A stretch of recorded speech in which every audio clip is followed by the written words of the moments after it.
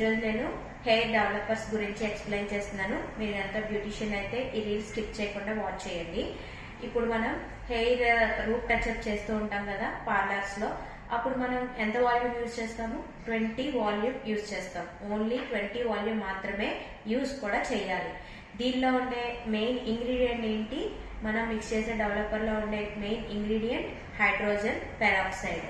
ఇది మనం colour tube తో మిక్స్ చేసినప్పుడు మాత్రమే కలర్ ట్యూబ్ అనేది యాక్టివేట్ అవుతుంది. మనం మిక్స్ చేసిన తర్వాత ఎంత టైంలో అప్లై చేయాలి హెయిర్ కలర్ అనేది?